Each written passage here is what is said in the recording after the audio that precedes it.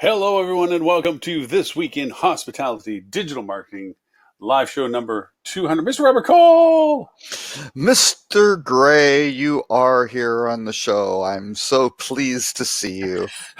So I'm glad I have found, as you can tell, the only spot on Boca Grande on the wonderful Isle of Gasparilla that has enough Wi-Fi. I'm actually literally sitting under the broadcast tower, the cell phone tower. It's um, maybe 150 feet that away, and I am sitting in an area that outside is so sunny and so bright and so beautiful that I would look like I'd be in the witness protection program because all you'd see is the sun behind me. But And did you splice your way into the tower? Is that how you? I'm not going to mention how I got the access, but let's just say I can't stay at this location for very long. and also the ceiling fan above you is very mesmerizing. I was going to say, I'm trying to tell. Look, I brought a logo T-shirt. Okay, Oh, look at we that. rode the boat out. For those who just to be jealous and mad at me, we took our first boating adventure with friends of ours up from where we live in Cape Coral.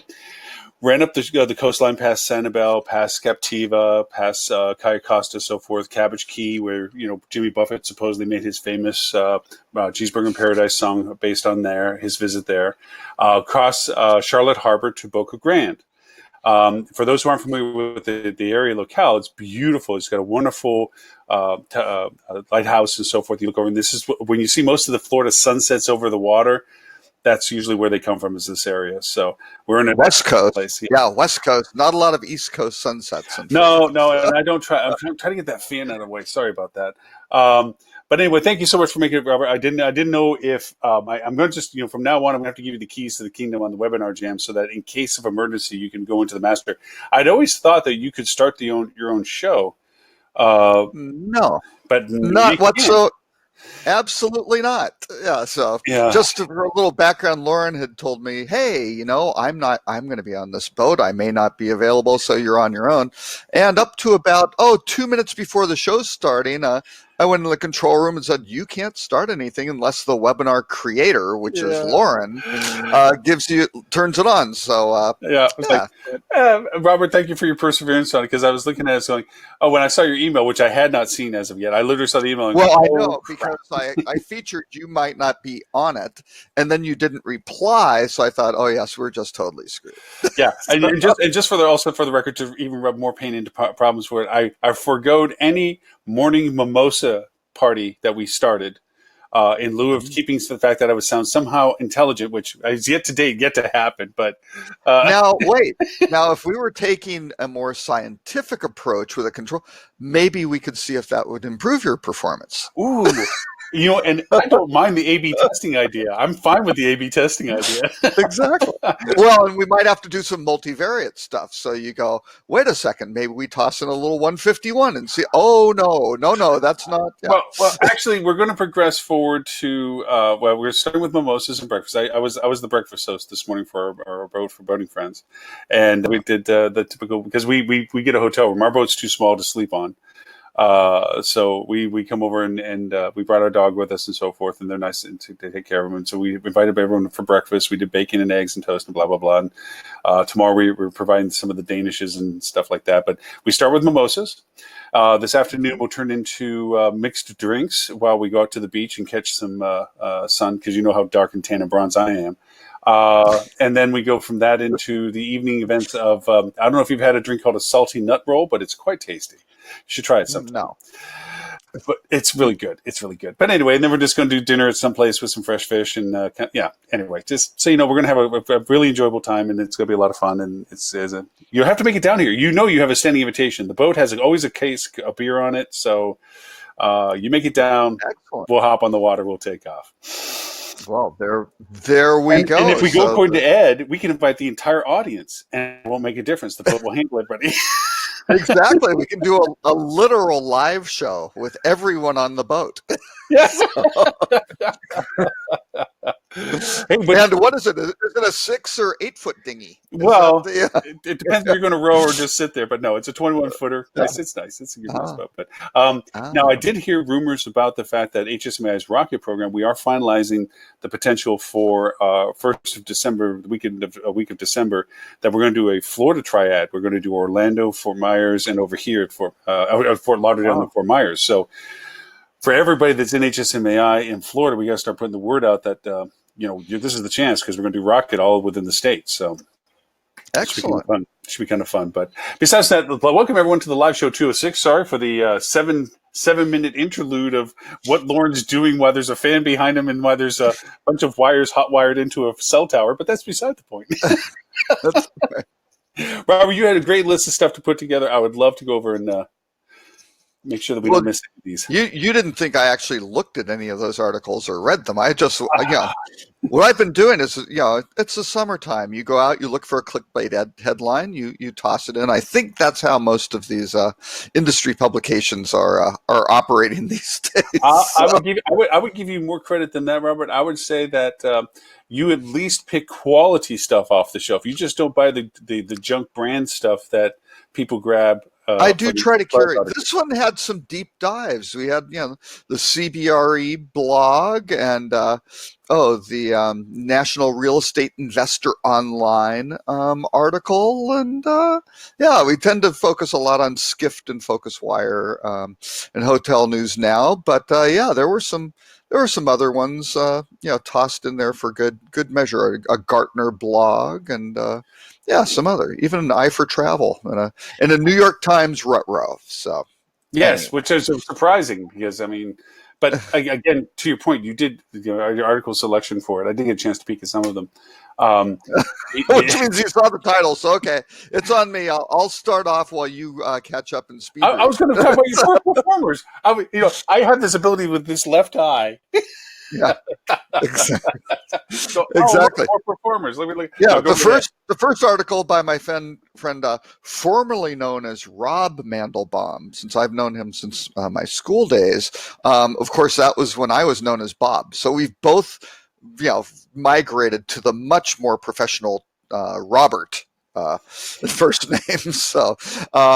But anyway, no, with CBRE, he's kind of their main numbers guy, really, really smart guy. Had a nice article on poor performers because even though we've been saying, hey, isn't this great? 6th consecutive year occupancy levels are going to be above like 62, 63%. And the historic high before 2014 was 64.8%. So every year we've been going up and up and up a little bit, which is great, except he went and looked through the numbers and found that almost 36%, and that's a startling number because that's over a third of the hotels. So 1 out of every 3 properties is achieving an occupancy less than 60% last year. So these guys are lagging, and it's not just a couple of them, here and there. It's a good chunk of the hotels. So they basically went through and said, hey, what's going on with these? And what do you know? The growth rates just aren't there in terms of occupancy. They aren't there with ADR. They've got expense problems, and all of that winds up, resulting in a underperforming bottom line, which I think is kind of a microcosm for the industry as a whole, right? These kind of general things we're saying, hey, occupancy rates are not growing as rapidly as they did. ADRs are not growing as rapidly. Oh, expenses are rising faster than these revenues.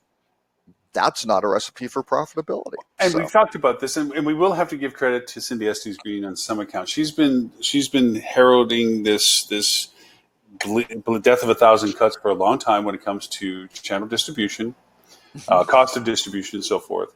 And you see only top line revenues, and this has been the bane a little bit of how we have progressed the prioritization with our industry. Where if our revenue manager is as concerned about top line revenue and about driving revenue, but they're not concerned about how it comes to the bottom end of it by channel control and channel acquisition and so forth, then you're automatically starting the beginning of the operational cost circuit with a lower dollar amount to spend because you've had to parse out so much to get the money to the top line. Mm-hmm. So, if you have any, and then there's always the operational things like, software systems that are ecosystems closed. So you always have to buy within the ecosystem, which is always going to be more expensive than best of business and so forth. Sure. And so you keep adding these additional costs as it trickles down, and the owner's sitting at the bottom of the funnel waiting for the coin to drop out, and there's nothing coming out. And it's getting worse though, because loyalty costs are going up. Distribution costs for the OTAs may be getting negotiated down by the major chains a little bit, but when you start, looking at all of this, it's not, before, when these costs were kind of going up, well, ADRs were going up too, right? So ADR was rising faster than the increase in these fees, but that's not happening anymore. So all of a sudden you've got this drag, and particularly when you start looking at labor costs and energy costs and just absolutely everything going up. You're basically your NOPAR, which is your net operating profit per available room. And this is not a new concept. I mean, if people are wondering, because you got to get your bingo card, I have to mention Four Seasons for you. But in the late 1980s, Four Seasons successfully pivoted from being a regional Canadian hotel company, really through the 80s, but from being a regional Canadian hotel company to being kind of the global player they are now. How did we do that? Well, we sat down with the owners and decided to say, let's look at this on a GOPAR basis. We can make more money for you than the other guys. And so we didn't have the term GOPAR. We used achieved revenue yield sort of thing. But we said, here's what's left. Look at the occupancies we run. Here's what happens when we take over a hotel. Here's when we build one from scratch. Here's the competitive set. We make the owners more money. Flat out. You want to be one of those guys, or do you want to work with the other team? Up to us, or it's up to you. If you bring us on, we will help you accomplish that. And if not, you know what? We'll probably be competing against you. So what do you think? And that worked pretty well. And again, when people are investing tens if not hundreds of millions of dollars in a project, that profitability is what drives the entire project. Unless they're just out there building pyramids and going, well, we just want to look at this for a long time and say we own it, sort of thing. Which is there have been ownership groups have done that. There have been ownership to love their the love of the look of their portfolio rather than the actual value proposition that they're providing. And people think I just throw together these articles. There's normally a subtextual theme to them, just depending. And I don't go in with one. I just kind of look at what's going on that week. And this week there was a significant subtextual theme about we've got these low performers, what's going on, and then all of a sudden when you start looking in the brands and product type area, Anbang, who's the Chinese firm who kind of overextended a little bit in the hospitality real estate area during a boom. Got slapped a little bit for that one. Yeah, they're selling off there's bidding for their portfolio, and these are high profile, major hotel properties. And what do you know? There's interest in these because again, you can't really just replace these. If you want to go out and build one of these things from scratch, it's going to take a lot of money. It's going to take a long time. And boy, you can go, at least for the folks who are looking at this, they can go say, yeah, let's go buy Hotel Del Coronado or whatever the case may be, because replacing it is just not going to happen. Right. Yeah. So the Anbang stuff is up for a bid, and we'll see where that really falls out. Going to and the ones that are. By the way, you're a little bit moody sometimes. You're a little moody sometimes. I can tell by these, your categorization stuff. I mean, throw in your generator hostels, your life hotel chains, and so forth. Because here, just to the first article you put out, so there's this polarity. Always has been, but this seems to be like an emerging larger polarity. Travel for travel's sake. Affordably, and we know that the quote millennials have less to spend, even though they love to travel, and then the high end, ultra luxurious or high amazing destination properties up here, and look what's happening to the market, and it's like these are building and these are it's not like they're going away or diminishing, but they're in flux. They're who owns them, who's doing what with them, whatever. And some of these short-term rental things are getting purpose-built as being more luxurious, right? They're these great, spaces which are better than a traditional hotel room, and all of a sudden you go, oh wait, do we really need to be in a hotel, or can we have a great thing where there's a concierge downstairs you can use? You can do all this stuff. It works kind of like a hotel, but it's more like a residential, truly a residential building. You don't necessarily have conventioneers running up and down, or the loud bachelor party, all that, people running down the thing with kids running down, banging doors and things like that. All the negatives you can wind up with hotels, especially when they're trying to fill kind of extra leftover rooms, right? And they go, hey, let's run some deals, try to get some people. Well, yeah, it may not be exactly the typical customer, but hey, we'll get the revenue in, we'll meet our numbers, we'll make our budget, we'll get our bonuses, let's go. You can wind up, having some challenges there. So it's. Yeah, and the main reason, and the two things we're talking about is, I sent out a list that said one Generator Hostels backer spending $400 million to buy a micro hotel operator freehand, right? So, and Generator Hostels does a great job that they aren't just dorm rooms. They have private units. They've got all sorts of stuff. They do a fantastic job, and they're coming into the U.S. I mean, they've been very strong in Europe, but coming into the U.S. And then Lifehouse is a chain that, they're developing hotels. They're providing technologies to other people. Another $100 million. That's $500 million announced in 1 week. Wow. At the same time that Anbang is putting 15, trophy properties, including the Westin St. Francis in San Francisco, Loews Santa Monica in LA, the Essex House in New York, the Four Seasons in Jackson Hole, Wyoming. I mean, these are great trophy properties. That's a lot of activity, and if you're sitting there with kind of a, whatever, not to pick on Sheraton or, I guess you can kind of go through the list of all the major hotel groups. It's sitting there with kind of an older traditional brand. You got to be sitting there going, the market isn't growing.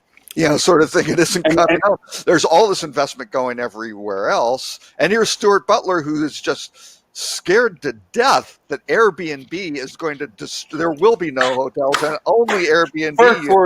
Your screen didn't even go live for 2 seconds before you have to drop the Airbnb word on you. Just boom. The A-bomb. The A-bomb. Yeah. There's just no respect for you, Stuart, when it comes from that part. From Robert. Stuart, growing up in your historical homeland of British Principality, Grenada.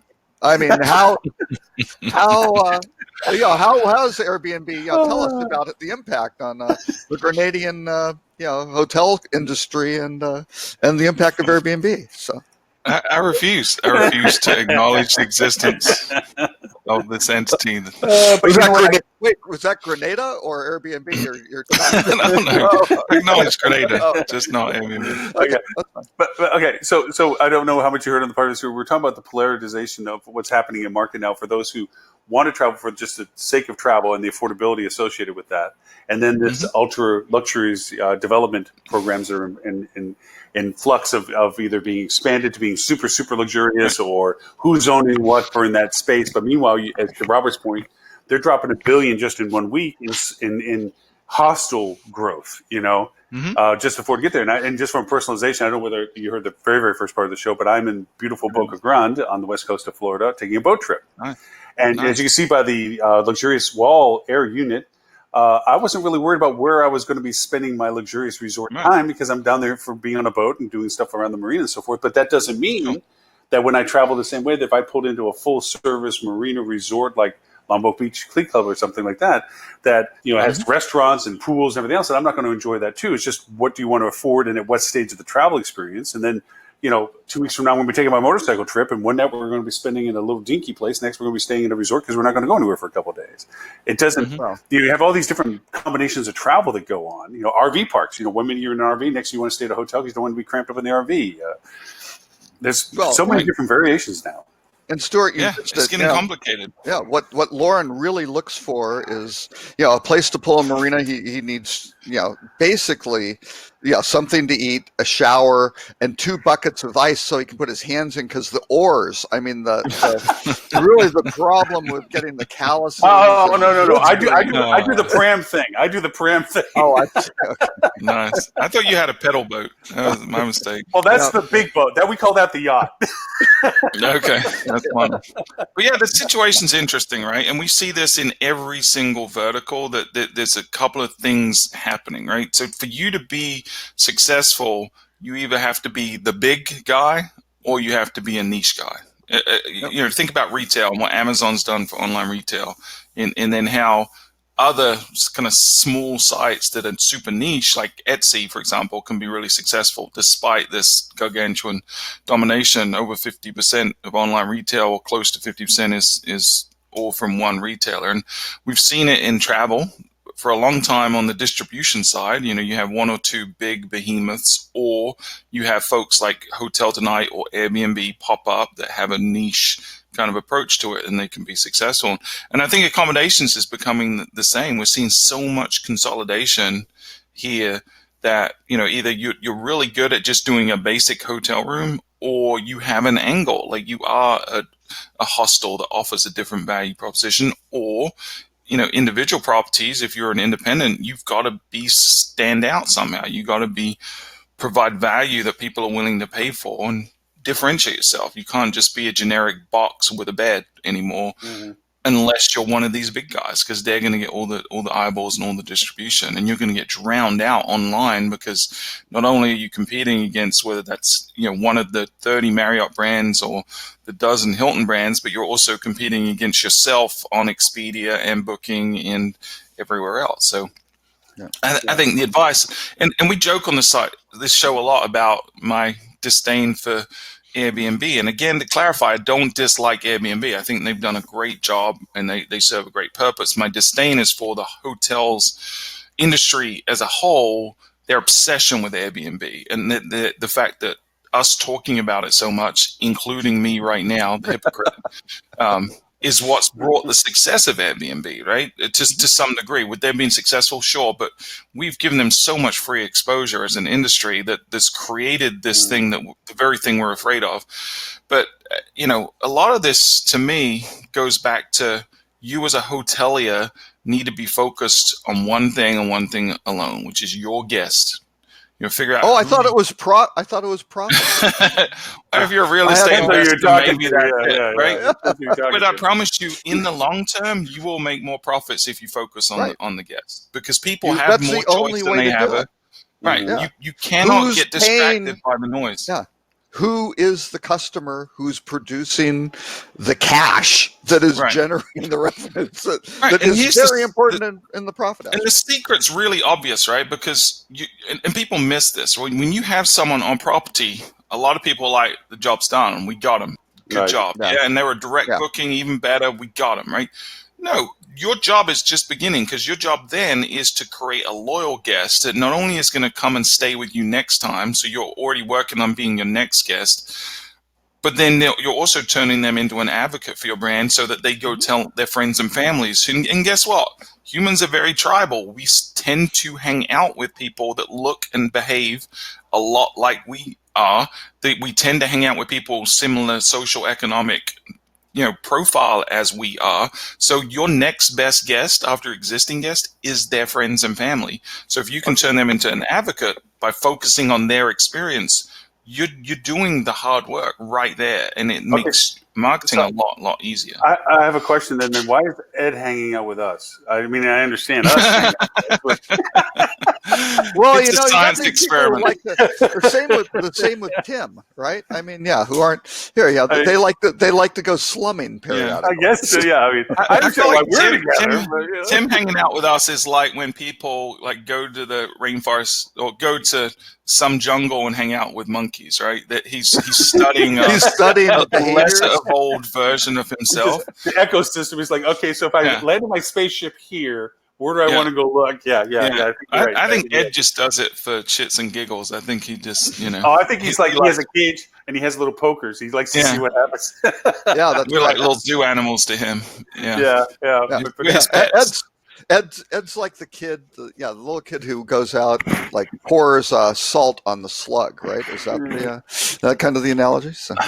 Yeah, with the slugs, he's poured plenty of salt on us. So Yeah, I guess exactly. But no, very much to your point about it, and there's a lot of dynamics to it as to what you're getting the for a reason. I do like to do a shout out for one of my clients, the Concord Hotel in New York. The success that's happened from this is not because we've done phenomenal marketing. We've done great marketing, I think, but we're not the savior to the cause, and it's not the revenue manager who is dynamic about their yielding and their capabilities, and they're willing to cooperate and collaborate on rate strategies and so forth. But it's also about the operations team being fully invested in the success of the guest experience. That nothing that gets done for the hotel from the marketing or revenue management side is not engaged with the operations understanding, endorsement, and support of it being done. So when they do arrive at the door, where I can't control it as the marketer anymore, revenue management can't control it because that's not their engagement level.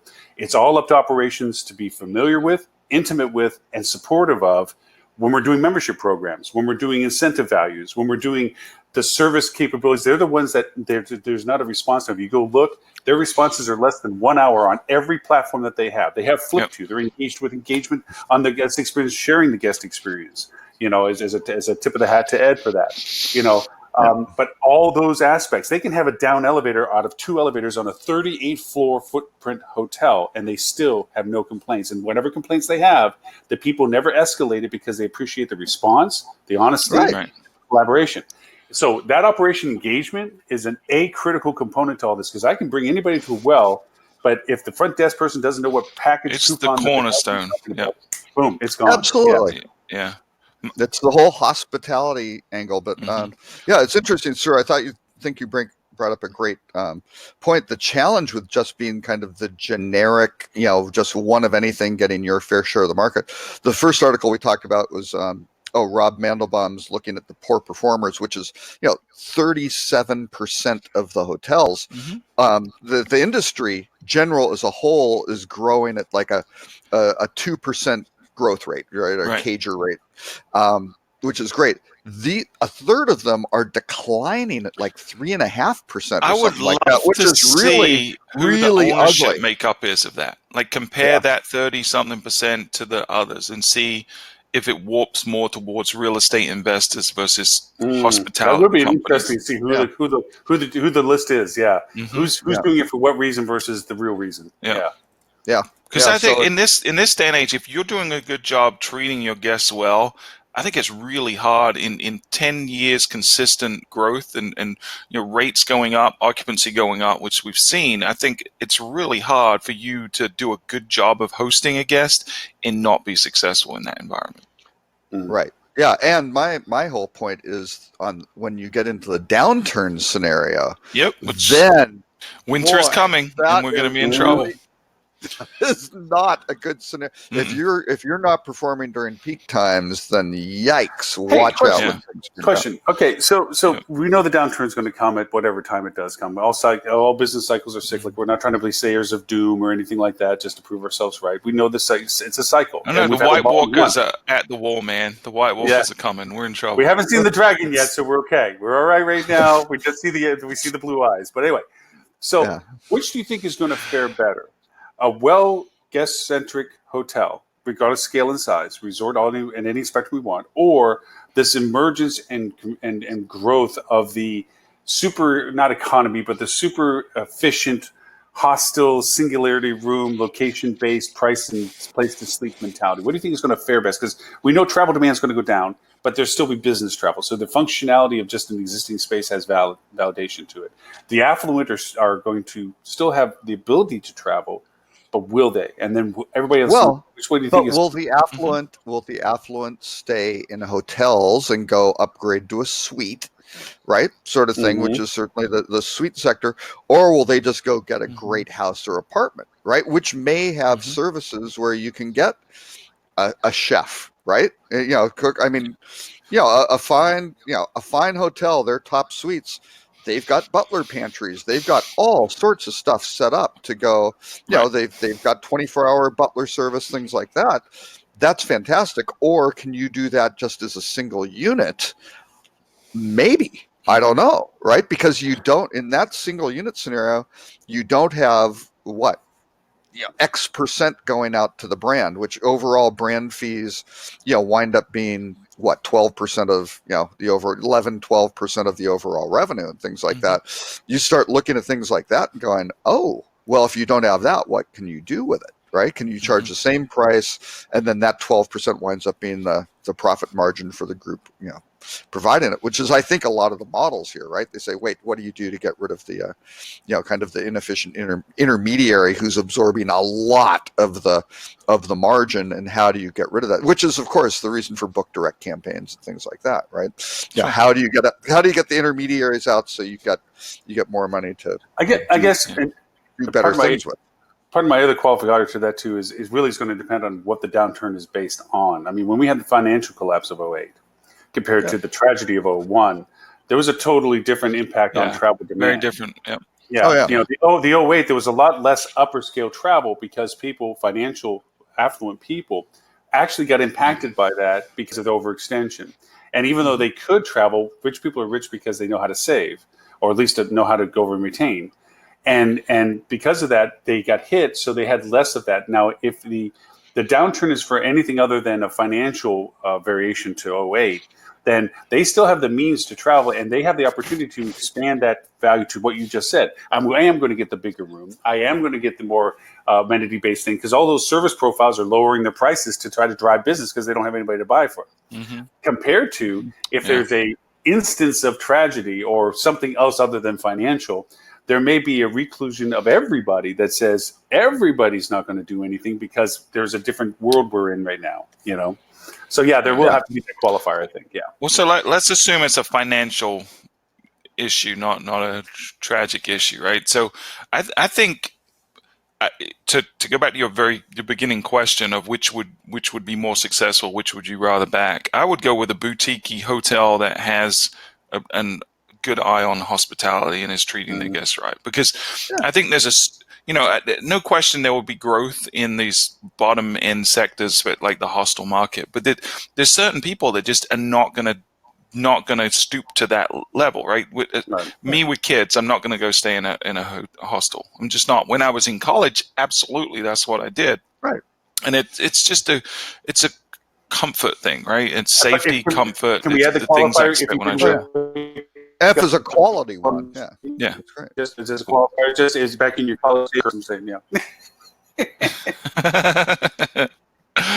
Stuart wake up in the street and go, "Where are my clothes?" Yeah, literally, this is no lie. I shouldn't tell this publicly, but there was one time, and this is post-college. It's actually when I'd moved to the U.S., so it's technically a grown-up. But it was one of my English friends that lived here. It was his stag party, and we'd been out to some interesting places that night. And where we were, I ended up getting kicked out of for being a little too intoxicated. And so decided, rather than trying to bother them, I just said, I'm going to walk home. And it was probably 2 miles from where we were to my apartment at the time. And I'm used to walking that kind of distance in England because we walk everywhere. And this was pre-Uber or whatnot anyway. So I ended up waking up. I think I got kicked out about 3 a.m. I ended up waking up about 6 a.m. on the grass verge by the main road, like 100 yards from my apartment. So I made it that far. Hey! But couldn't make it like the last 100 yards. You were almost there. That almost qualifies as making it home. To me, in my mind, that almost makes it qualify making it home there. Yeah. No, that's fine. Yeah. It's a staggering distance. It's all good. Yeah. So yes, I have slept on the grass verge on the side of the road. Sorry, I didn't mean to interrupt you. You're making a great point. I just said it towards a little humor on the idea of there's been times where it's like, oh no, I didn't even make it to any place I had to pay for. I paid for it later. Well, and you have to know there were probably equal odds of Stuart winding up 100 yards from the place he had departed, or being 100 yards of whatever 2 miles the wrong direction, not going to this place too. So, or in a police cell that night. I don't know, one of those things. Exactly. Yeah, everything. It was a happy ending in the end. Everyone ended up good. Yeah. So. No harm, no foul, right? No harm, no foul. Exactly. Yeah. No animals were injured in the telling of the story. It was good. Anyways, I'm sorry. But no, I think going back to the downturn and the question, to me, and we talk about this a lot, and it kind of came up a minute ago too, on the focusing on the customer. That's going to be your best advocate. And marketing at the end of the day, all it really does is it amplifies what your product is. It shines a light on the good and the bad of your product, right? So you can't really spend your way out of a problem if your operations aren't good. So everything you do should start and end with good customer satisfaction. If you're zeroed in on that, then it becomes a lot cheaper to market because you have a lot of people already advocating for you. Things tend to travel farther because people are sharing and things like that. So it always comes back to customer service. And I remember, this is probably about 10 years ago, this is the first client I ever fired. And we fired a few over the years, but this is the first one I ever personally fired. We were having a conversation with them, and they were, it was maybe a little over 10 years ago, because it was when reviews were really coming to the prominence, and they'd had an issue with reviews because they didn't have a great product, and they kept asking us, well, how can we fix this problem? And they wanted us to create fake reviews, and I just flat out told them we weren't going to do that. And so we got into the whole operations and marketing conversation. I was like, listen, we need to get your marketing team and your operations team in sync and working together. And she was the director of marketing, so I wanted to go and meet with the operations team and have a conversation and point out, hey, these reviews are all saying, the rooms are dirty, the customer service is terrible, blah, blah, blah. Let's fix the root cause. And she said, I'm going to stop you there. I'm going to tell you something that you need to know. Marketing has absolutely nothing to do with operations, and operations has absolutely nothing to do with marketing. All right. And I just paused for a second. I said, ma'am, I do not think we can help you, and we'll end the contract right now, and then we don't have to deal with each other. Okay, I'll add you to your story just one more extra step, because I have a bit of a mean streak in me sometimes. I've heard this, but I've never seen it. I kind of want to observe it from a distance. I've had a similar. A fake review campaign to take them down? Is that no? Oh. I've had almost identical. I've had the almost identical conversation that you had, Stuart. But I added one extra sentence because I was really so mad that the guy that brought me in on this, the owner, sat silent. That I looked at him when I picked up my stuff and says, "But I have a lot of nice friends that like buying hotels. I'll make sure to note, keep an eye out for your product when it comes on the market." And I walked out. Nice. Yeah. So I was like, that's awesome. You're going to put this up for sale, dude. I'm sorry. You're not going to show that attitude. So yeah. I was kind of pissed at the guy that brought me in on it. He let that hill go that way. There was his revenue manager that was doing the talking. And similar concept, similar thing. What you do has nothing to do with that. You don't have an opinion on that. There's nothing that you need to be telling us about that. You just need to be driving people to our door. And I'm like, that's not how this works. Right. Yeah. So no. All right. So now that we've got our little, I have to tell you my Munich Oktoberfest story sometime, because it was similar to your Stuart, because it happened where I had the privilege of going to Oktoberfest just as Apple updated their maps and took off Google Maps off the iPhone. And we all remember how good Apple Maps were when they first came out, right? They were so accurate and so good. So I had walked to Oktoberfest from the hotel I was at. And of course, I enjoyed Oktoberfest immensely. I loved Oktoberfest. I even was able to abscond with a couple of Oktoberfest mugs, which you're not supposed to do, but I was able to manage this. So I was going to walk back to my hotel, because gosh knows you don't want to walk around in a taxi with those, because anyway. So I decided to use Apple Maps. It took me only 25 minutes to walk to Oktoberfest. It took me 5 hours to walk back. Well, is being on all fours technically walking, Lauren? That's the question. No. It wasn't because I couldn't walk, although it was kind of a struggle at times.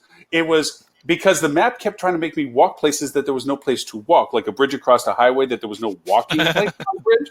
So I ended up going to a park along a highway that, let's just say, you can't unsee some things that you ever saw.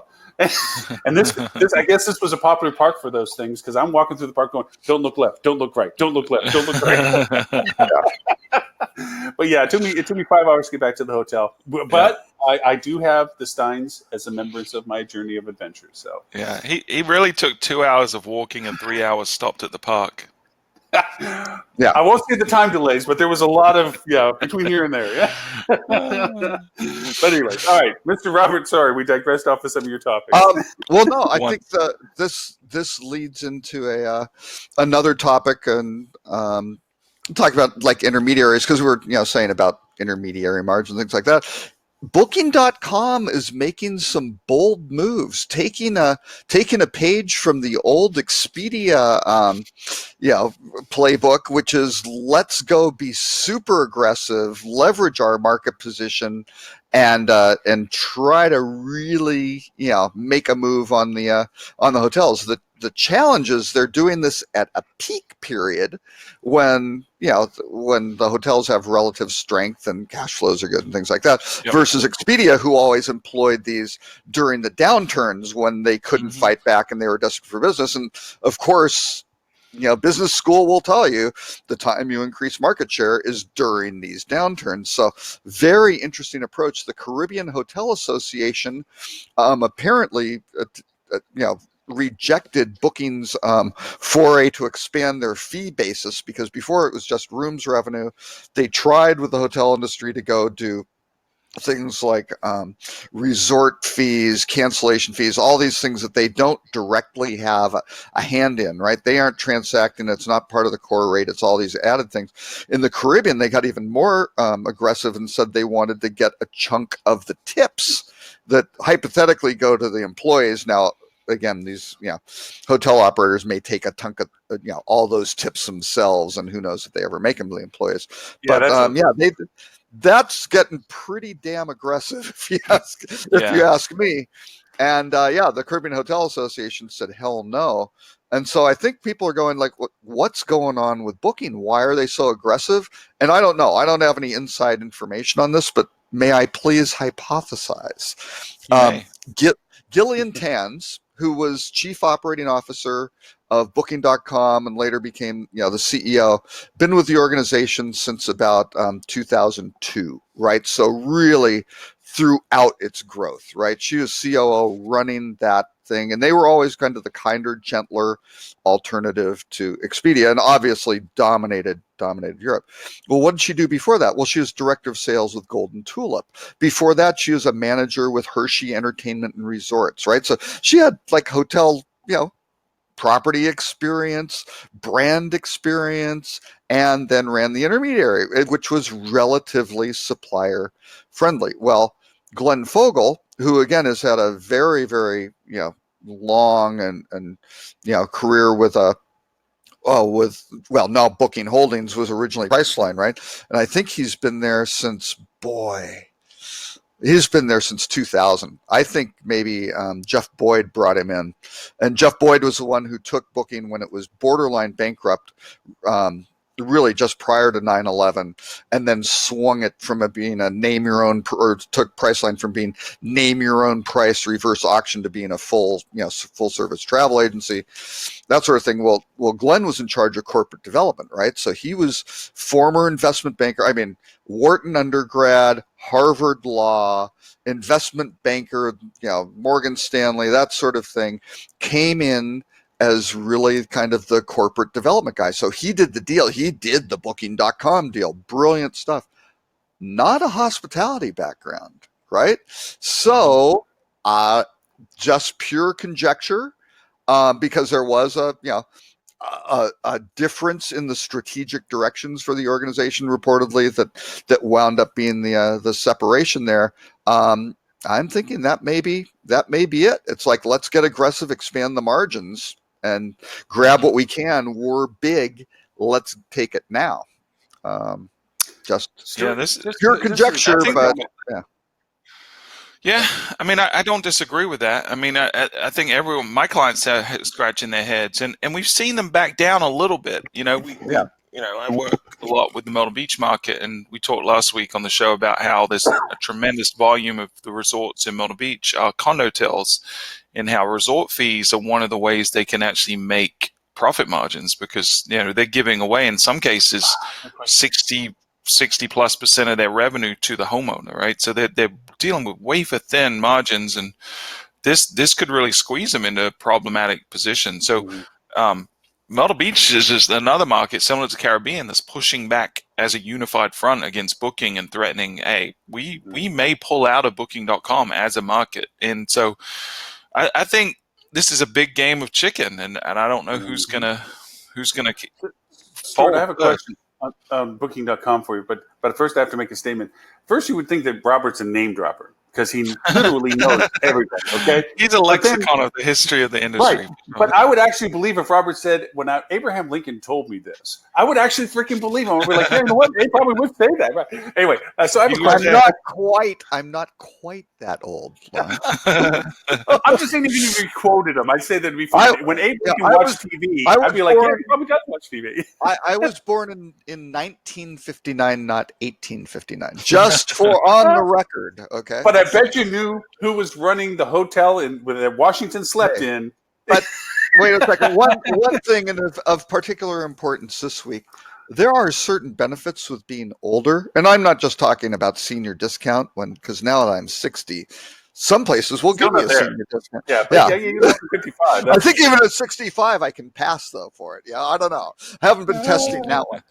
But one of the things was I was 10 years old when man landed on the moon, which was pretty damn impressive. So when man landed on the moon. Hey!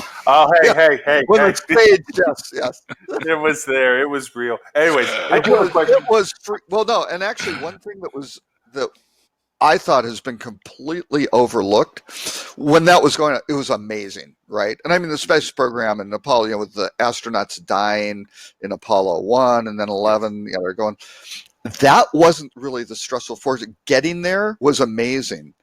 The really crazy stuff, though, was always, well, what happens if they can't take off? Right? They're on the moon, but they're sitting there with like this one little engine, and they use too much fuel to get down. Right? Mm-hmm. Is there enough to really get back? That was like, whoa, this is crazy. And then, of course, was always, you might burn up on reentry anyway, because that was always a very delicate calculation. Or skip off into space. Yeah. You either burn, you come in too steeply, you burn up. You come in, too flat, and you bounce and you head out towards wherever, somewhere else. Yeah. So but that was really intense stuff after the landing, right?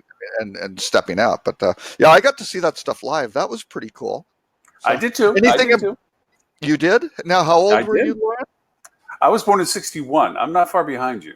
Oh, I didn't. I thought that you were born like in, 83 or something like. Who knew? Right? Did you? Yeah, I didn't know. So, for the record, I was not alive then. And just globalness.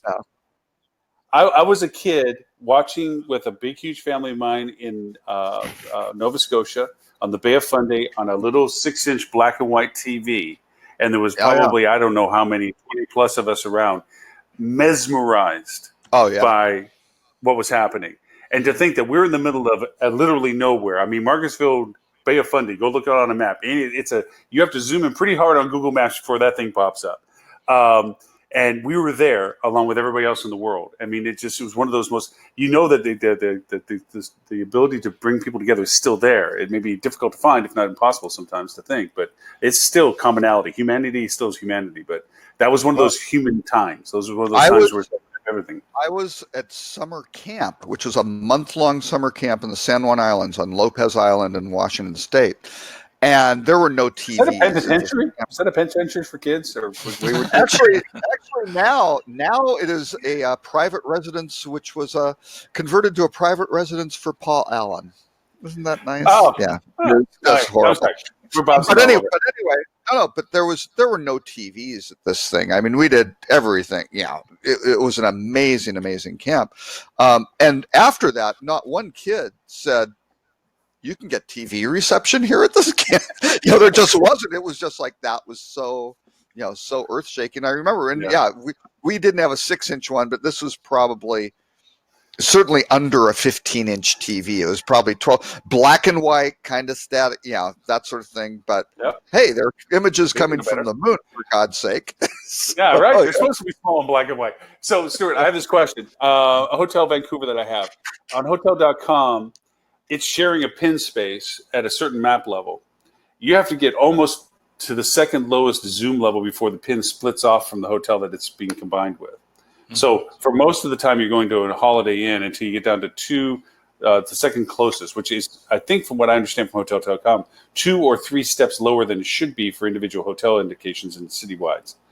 But that's not my problem. Every time it pops up, it'll pop up as a condo hotel or an apartment hotel, and it changes. And I've reached out to Hotel.com. Wait, a Holiday Inn does? No. This is independent. It shares a pin with Holiday Inn. They're right across the street from each other. So at most map levels, only the Holiday Inn's showing up. Right. And I'm wondering, is it because it's trying to specialize the independent hotel that it's lower prioritizing them, because it always low prioritizes them on the list on the news bar side on the left, the rail.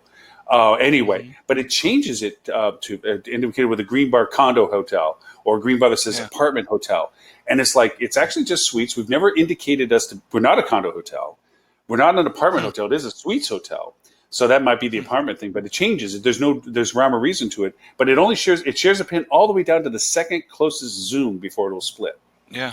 What I would have 2 questions. One is, why won't Hotels.com change it? Because you should be able to say we're all suite. I'm about ready to call Zach, which is highest in the food chain that I know. In hotel. Are they using a data feed? Are they using anything to sync data to the OTAs? Yeah. I haven't dug into it enough, other than the problem came up this past week. Okay. Normally, I just didn't know. Why they would do designations like that, because you've been wrestling with them for a while too. So it's like, I just don't know why all of a sudden these things are. I've never seen it flip like that, and unless you overtly tell it to define it, I've never seen that. We could almost live with apartment hotel because we are suites. Yeah. So if they had to designate because we're all suites, they all have kitchens. Condo hotel, no. Do they all have kitchens and things like that? Yeah, they're all suites. Are they independently owned by individual people? No. So it's uniformly owned, one owner for the building. Yeah. See, one management company, all that. Hotel for sure. I think that. Yeah, I wouldn't want to be looked at as a condo hotel. I don't want that. Yeah, you will prevail. Yeah, you just have to go. Make I just think it's just like the weird things where they're trying new filtering for different stuff. I would think when we're talking about it. That may be why it's subordinated, because it's a condo hotel versus a regular hotel. Have you talked to the market manager in the region? That's a good point. No. We started the food chain. Yeah, we talked to the regional. Our rep there is they're on the learning curve themselves, so they're not much help.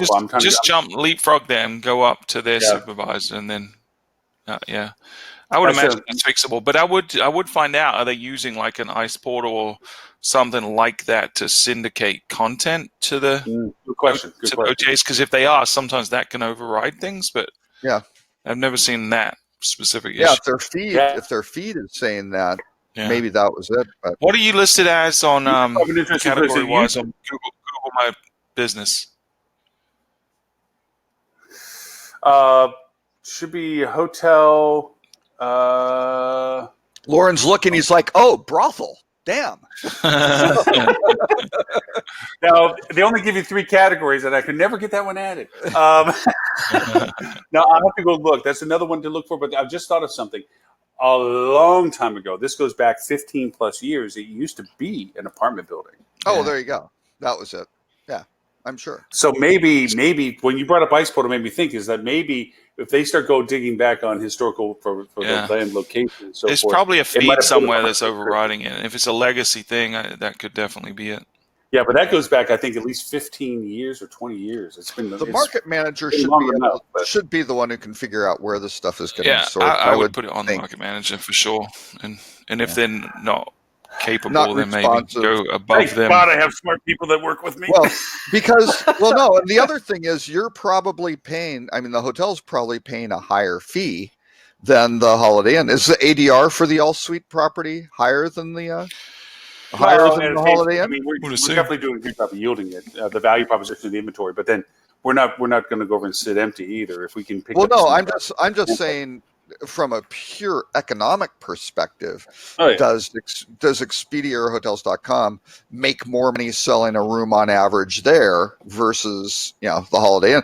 And if so, they will have a vested interest of getting you ranked above, especially if the satisfaction scores are comparable or yours are superior, anything like that. You just go, wait a second, this is a better value. This is, everything that's going to go, you make more money. What are you doing? You're hurting us and you're hurting yourself. That is what will really swing them if they figure they're hurting themselves as well. I'm thinking it's also, we've been a lot stronger in controlling our inventory availability for them because we're able to run, you know what I'm saying? You're a shitty partner. Oh, I get it now. We're an aggressively yielding revenue team relationship that augments our value proposition by chance of opportunity. Who is a fair weather? You only use them when you need them and then cast them to the curb. My God. We've almost tripled our direct channel at 50% increase on ADR. So, yeah, I'm going to go over and squeeze the heck out of them. Well, that they may be doing it intentionally then. Yeah, maybe. Probably not. Don't ever forget that you're their customer, right? Absolutely. With the OTAs, you are their customer, and you should be able to dictate what happens. They want to sell the room through their channel and make money on it and get it done right. Going back because of history reasons, back after 2001 and so forth, I was in markets, particularly the Florida Keys, where I was told by the rep of Expedia at the time, if you don't give us inventory, we're going to bury you because we'll drop everybody else's rate around you just to sell them, and we'll lose money, but we're going to crush you until we get your inventory. I mean, I had that conversation literally with one. Record those conversations next time, because that would be awesome to see come out in the press. Well, this was back in 01 where it was never recorded, never said, it was like, oh, no, we don't do that stuff. And I'm sitting there going, I remember the dude sitting right across my desk telling me that's what he was going to do. Yes, the same people that used to dim people deliberately because they didn't like, because they had dimming issues with so stupid. I mean, that I think Expedia figured out really fast was, that again reduces our revenues. Right. Let's not do that. It's a popular hotel that people want to stay at. Let's put barriers and friction into that transaction is ridiculous. So it is. But the point is that was a deliberate, attack on their customers. It was a deliberate response to people not doing exactly what Expedia wanted them to do. Yeah, and they deserve to have that called out because it was a stupid business decision. It was very short-sighted. It seemed to me like a very emotional decision and trying to power play their customers, and it backfired tremendously. And again, very, very kind of unlike Expedia, especially during that period. Which is that's how they used to behave, like in the early 2000s, right? That was it. And but they learned their lesson when IHG said, we are going to. They started hiding the unscrupulous decisions they were making, and they they weren't doing it out in the open anymore. Yeah, no, but their stuff was always. My point was their stuff was always data driven, though, right? They kind of knew the answer before it, and it may be unpopular, and it might be screwing over a partner, things like that. But they kind of on this one they didn't do it. It was some sort of emotional, stupid, not figured out, who knows why. Which that's the part. I will never. I will criticize, but I will never condemn an aggressive market strategy. I remember to this day the pain that I had to go through that when 2008 happened and everything was shuttering up, and I'm sitting there, and we've had this discussion on the show before. I was scrapping in the marketing space for voice by inches. I was in the trench getting an inch a day kind of thing. And then 2008 happened, and everybody shut down their marketing programs, and I'm looking at an open field where I could take as much market space as I wanted to. And meanwhile, my ownership goes, nope, shut it up. We're turning off marketing. And I'm sitting there going, I can take over the world. Right. Everybody's doing what you're doing. We can take over, dominate in every market we have, and it's not going to cost you any more money. Just allow me to continue to do what I'm doing. Nope, this is bad time. Shut it up, close it up. We're just going to sit here and wait for people to show up. I'm like, yeah. The single worst time to cut your marketing budget is in it. Yeah, because that's exactly what the OTAs didn't do. The OTAs are like, so all the little players are in the gopher holes. Let's just take over the whole field and mow them over. And that's what they did. So I can criticize them all day long. Well, but there's a difference, right? There's a difference between being aggressive to compete in a market space, right? Which, if Expedia were doing things to at the detriment of Booking.com, fine, right? That's free market. That's great. But some of the decisions historically that they've made are at the expense of their customer. And you should never make business decisions that favor you at the expense of your customer. Yes. I think that's just shitty. Mm-hmm. Right. Yeah. Who's paying you? That's always a very important. The cash flow are you on? Are you cashing a check or are you writing a check? That's the big question to first ask. Yeah. Oh well, Mr. Robert picked something else for us for you because I'm gonna have to. Well, still on the intermediaries.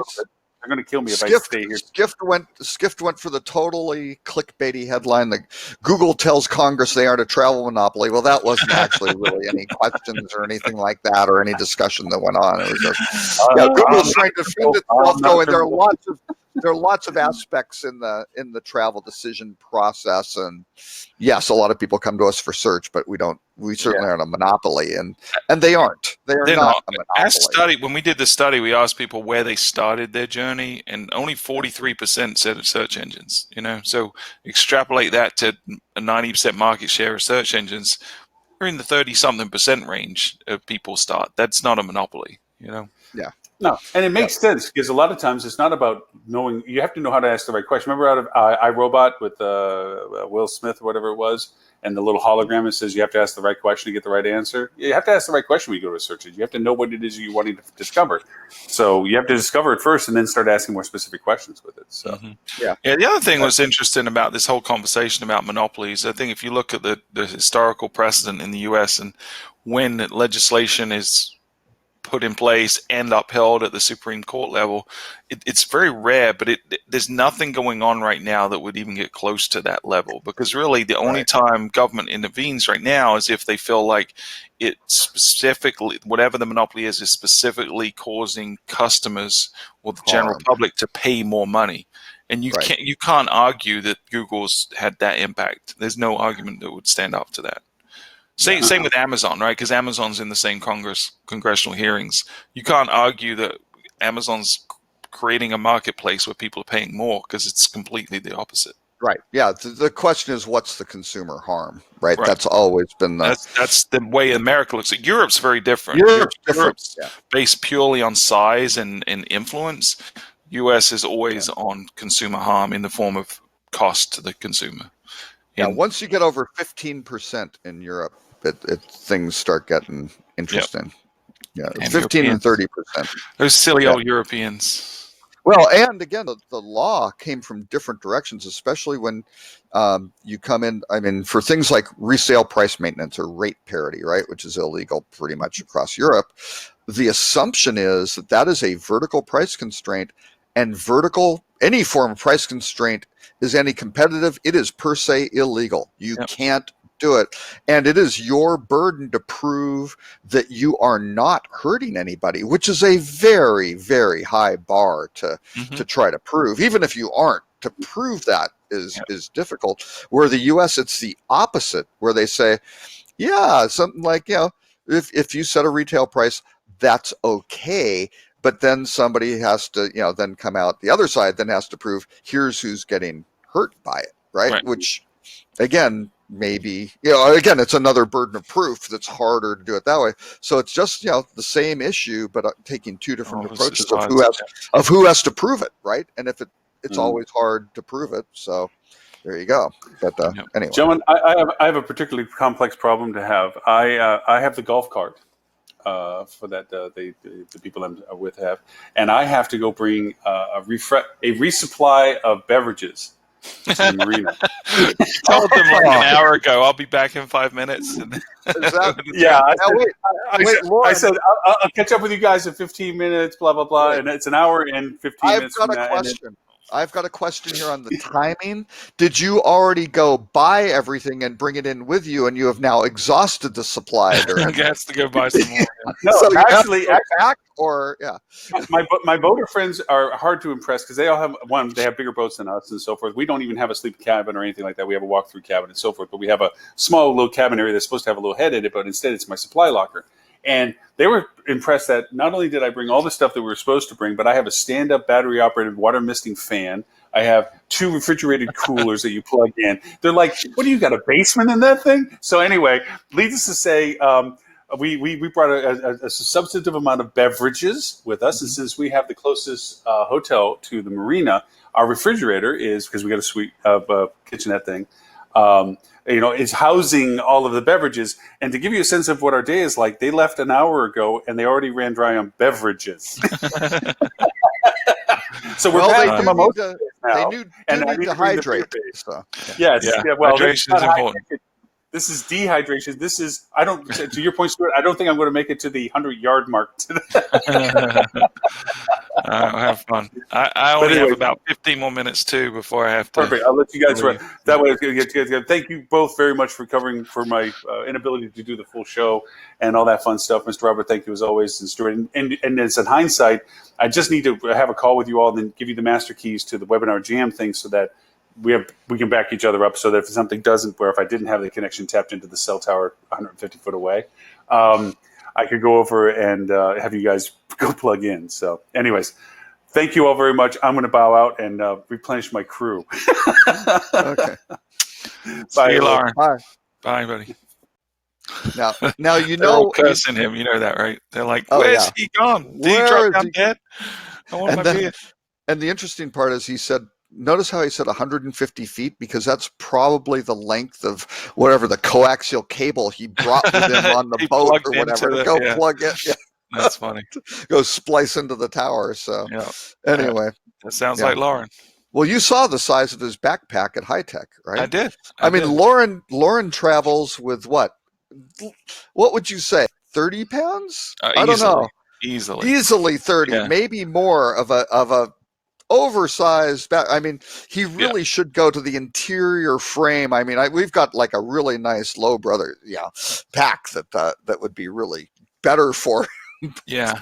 It was an Yeah. impressive backpack. I felt like And he the needed amount of more equipment, support on it. yeah. Yeah, it's The amount crazy. of It was like equipment, Mary the Poppins bag, batteries. right? How Pulling does he stuff out. even get those on a plane? I've got to think TSA just goes, oh God, if we go through this, the line's going to back up for 2 hours. Yeah, just let just- them through. Carry on to Yeah. So anyway, were there any particular topics? I'll be honest, I didn't read any of the articles. So if there's I anything didn't think. you want I didn't think so. Yeah. It's okay. There were things. Actually, I liked Augie Ray, who's a great Gartner analyst. We worked together years ago. Came out with, and again, a little clickbaity headline. How do your customer experience scores compare to competitors? Who cares, right?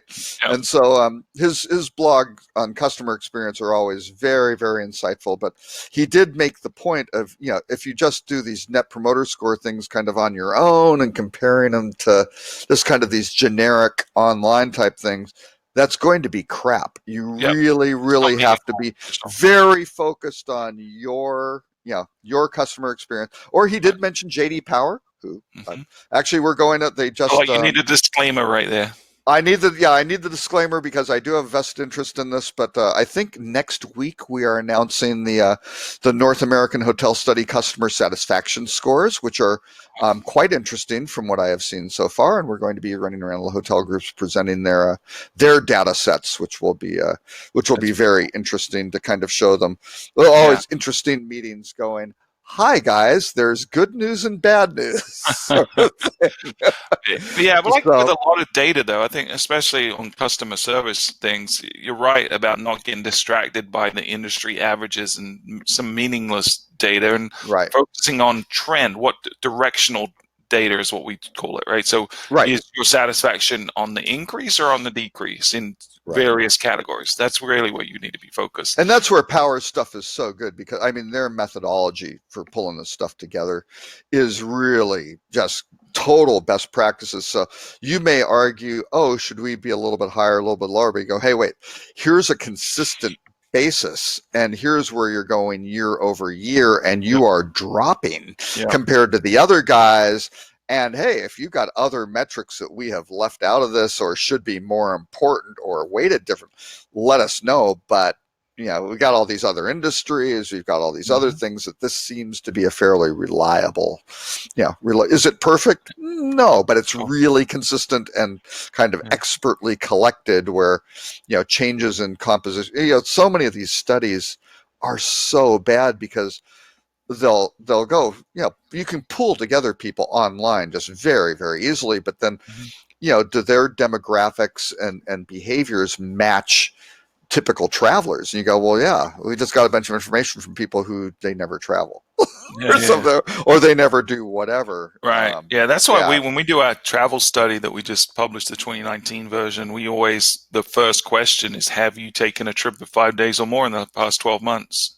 And actually 36 months is what we said this year. So we always qualify that they are people that want to travel, and then we ask them questions about their booking habits the last time they traveled. So, and it's not complicated. Perfect, why did they? Why did they travel? And you get these answers that they're talking about corporate business or length of stays or how many trips versus. You've got to be specific when you ask these questions, and you do. It has to be phrased in a way where it's not. It doesn't lead people. So we we always encourage people when we're looking at data, any kind of data really, is to put it in context, but also kind of not bet everything on one piece of data, and always look at it as a trend over time. So if the methodology of the survey is consistent, then any variance is going to be similar and the bias is going to be similar. So over time, if we see, for example, more people begin to use search engines, or more people want mobile apps, or fewer people want voice activated devices in their room, whatever it is, that's a trend that tells you what the prevailing winds are and what direction you should be heading in. I am a little disappointed Lauren had to drop off, because I did have an article on bot personalities. It was a guide to developing bot person. Since Lauren loves his bots almost as much as Stuart, loves talking about Airbnb. Exactly. But I thought it was very good, because it basically was, why does your bot need a personality? And it's like, well, your brand has a personality and all these things, so maybe that should try to be consistent, and maybe take into consideration what your audience is interested in, and who they want to be interacting with. And I feel like some people have gone a little too far with any kind of anthropomorphized device that you're interacting in, right? So even like Siri and Alexa, they're getting a little kind of spicy sometimes, in terms of they're like sarcastic in some of their responses, or whatever, right? So we've been working with a couple of different live chat providers with the AI, and you can kind of set the personality and set the tone as you're doing it, which is good. But I've seen a couple where it's like almost bordering on offensively sarcastic at times. The snarky scale, snarky response, and it's like, that's not. I get what you're trying to do, but this isn't Twitter, right? This is customer service. It's okay to show fun and flirty personality, maybe, but don't ever potentially alienate someone, because you don't know who's on the other end of that. So they don't have a setting, preset like douchebag mode, right? British humor, right? Super sarcastic. They don't. Which is okay in the right context. The whole thing's about context, it's all about right? context. Where they love customer service, self-deprecating, this snark, that's great, but not when they've got a problem and they're the ones who may be the butt of the joke. And it's like, hey, I need this resolved. Let's not. We can joke later once you figure out why I am paying $50 too much for this thing. And, exactly. So just a word of caution. There's a time to be fun with that kind of stuff, but then there's a time not to be.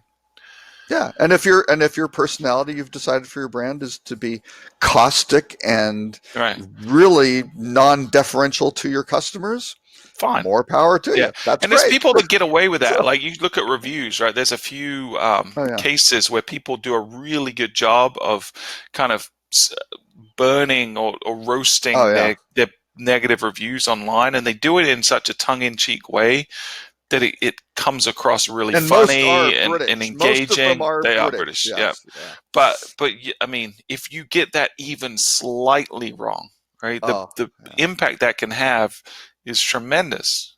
So you got to be really, really careful. It takes a certain level of intelligence and humor and wit to be able to pull something like that off. So I definitely don't encourage anyone to do it, but when people do it and they do it well, it's very, very impressive. But very hard. Very hard. Very entertaining. So, yeah. But anyway, I think what else? There was a very weird, and again, I'll sometimes throw things into the list just because maybe I disagree with them or don't think that they're that great. But i4Travel had a weird one on what dynamic pricing leaders can teach the travel industry, and I don't know. They were talking about all these sorts of things of, here's Amazon and things like that, and dynamic pricing, yes, varying the price based on a bunch of things. This is not new for the travel industry at all. But then they were going a little bit more. They basically said, different amenities, different things like that. It was more like the personalized pricing, right, attribute selling, pricing. Yeah, all this attribute-based selling type thing is a really scary thing, especially with articles like this that.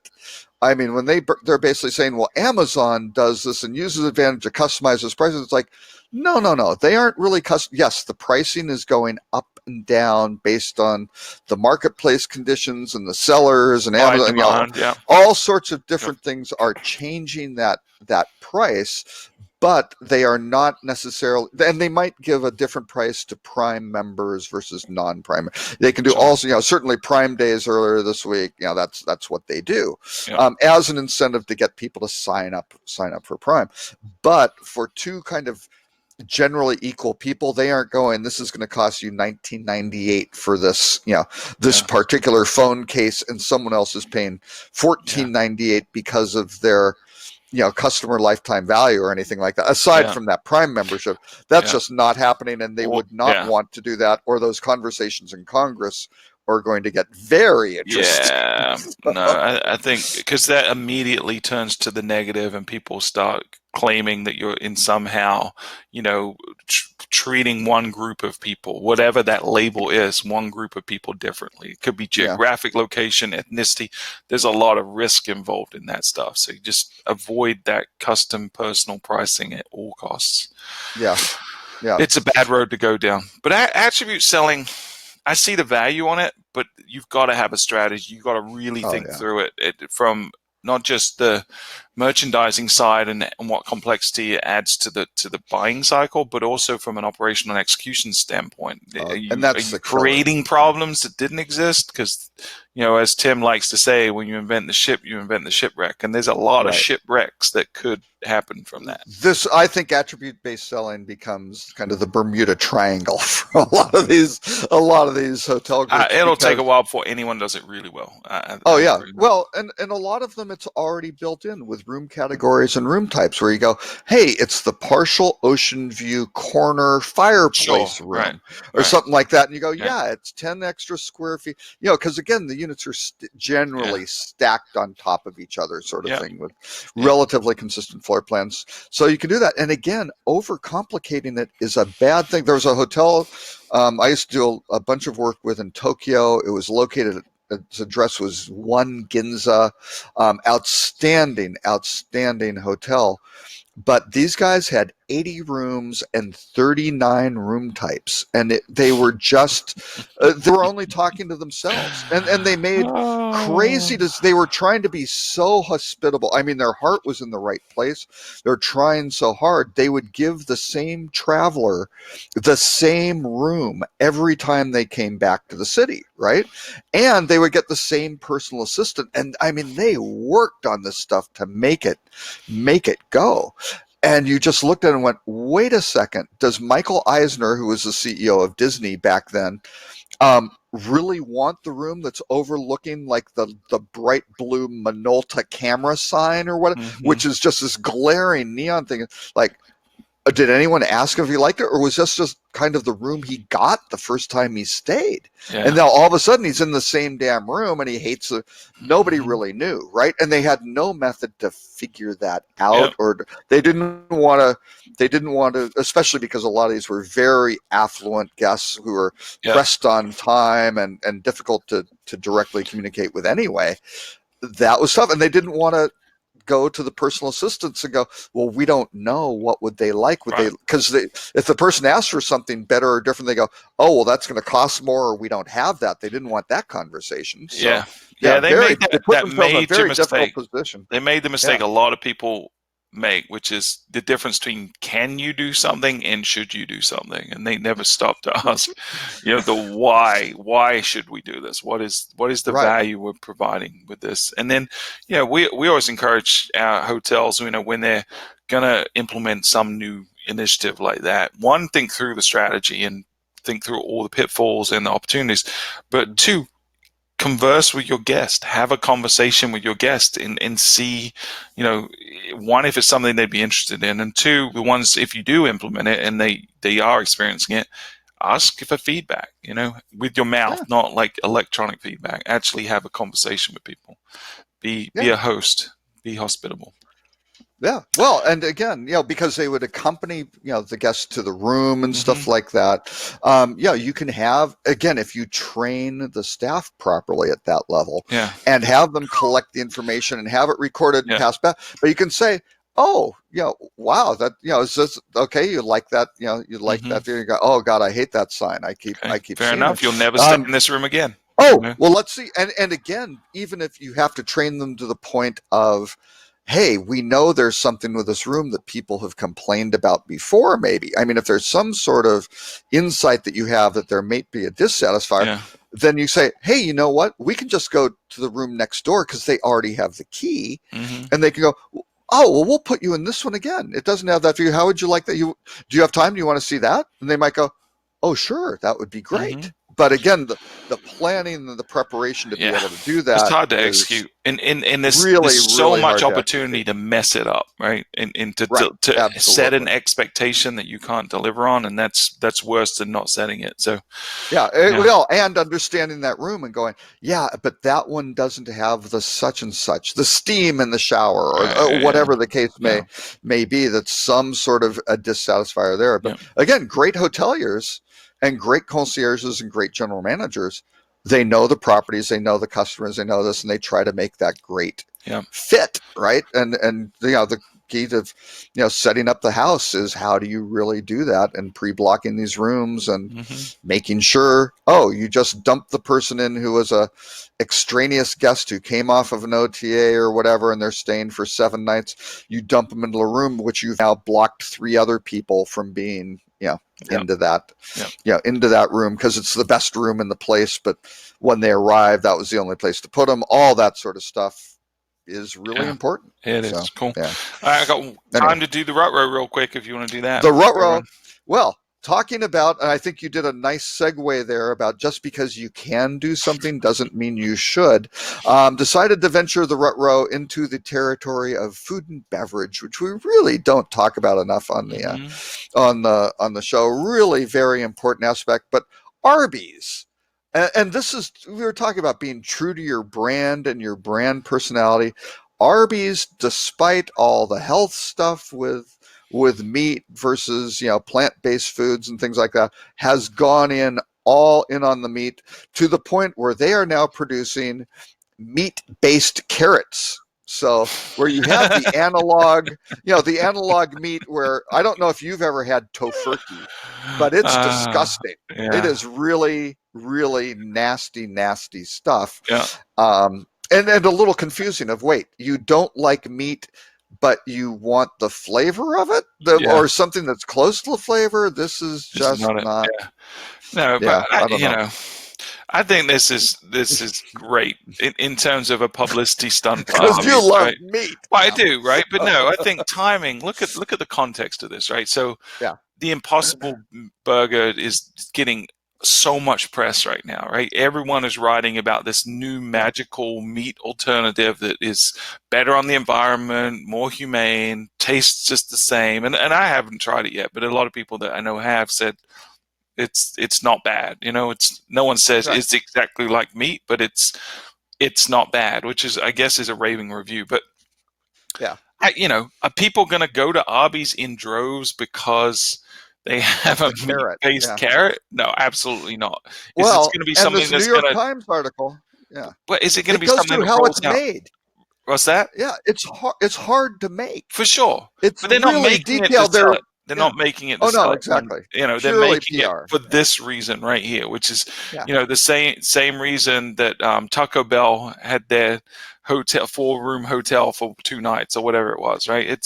This is a pure publicity stunt, and it's perfect because it's a real counterpoint to the mainstream media's poster child right now of the Impossible Burger stuff. So I think it's brilliant. I really like it. Yep. I hate and it's the consistent with their concept, brand. right? But I think the execution is brilliant, really smart. Well, and it's interesting. This past week, I got involved in some of these market research studies, right? Because they're just interesting. I like to see how they're doing the research. But I got sent some stuff which were basically, cheese substitutes, right? So, and everything from like mozzarella, shreds to, slices of cheese to various, cream cheese and things like that.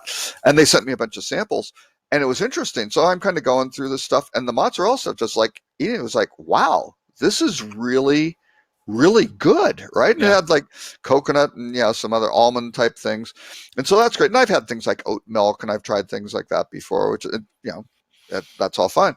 But one of the questions was, look at the label, right, for the health and ingredients. So I'm looking at it, and the ingredients are fine. You look at it and go, wow, that's really good. It's it's organic. There's not a lot of preservatives and stuff like that. It's non-dairy. Okay. But then you look over at the nutrition label and you go, oh, wait a second. Saturated fat is double the amount of regular cheese. And sodium level was double the amount of regular cheese. And you go, what the hell? This is, the perception is this is healthier. The packaging is nice. The extrusion of it or whatever, the engineering of the food product was exceptional. But this is really bad from ingredients. And when you melted it onto some nachos, it turned into like cheese, like ballpark nachos, cheese plastic, right? The worst. And you just sit there and go, wow, this is horrible, which I don't think they really intended to, because again, on these studies, you can see it was obviously one brand that they were kind of supporting, who's obviously kind of leading this thing, because there happened to be 3 of their products in 3 categories and other competitors. So you could tell, and I'm sure they were not appreciative of my feedback because it was like, this stuff doesn't look healthy. And for the main reason, I just don't eat it out of the bag. I melt it on stuff, and it doesn't work for that, right? I can't make nachos out of that. So. Right, it's it's funny because people will read one thing or go extreme on one area of improvement at the detriment of others.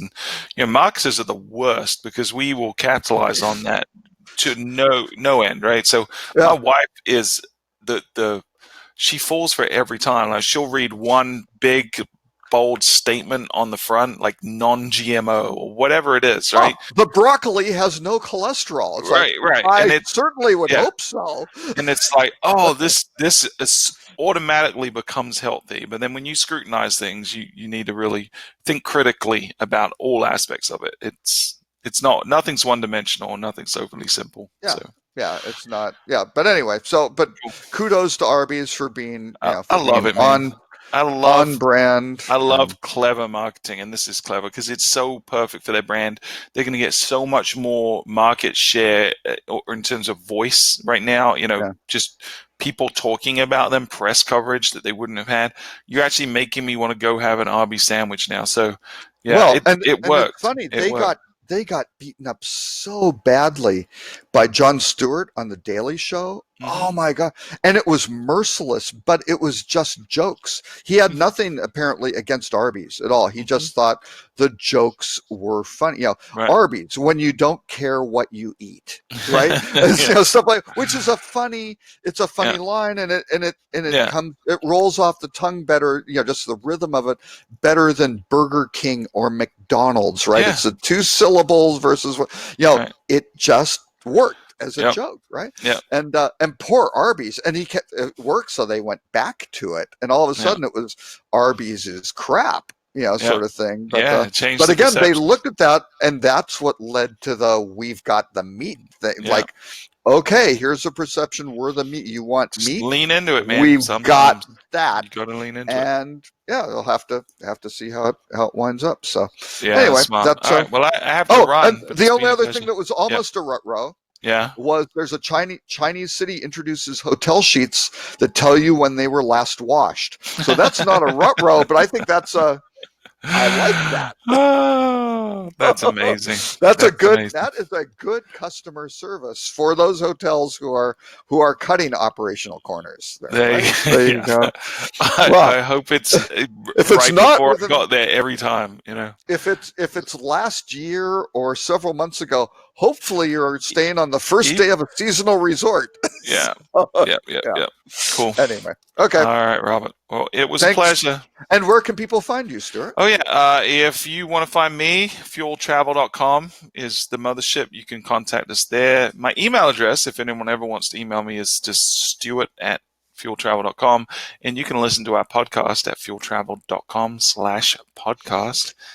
And we have a study out as well. Stuart likes to give out his email address because if you can sign him up for spam lists of everything, he just loves to get email. I already signed up for all of them. It's all good. No, and we have a study out. So speaking about getting spam, if you sign up and get the study, we will send you spam. So you get a free study and free spam from Fuel Travel. When if you say sign spam, up. because we were talking about meat, are you talking about I will literally, the canned meat?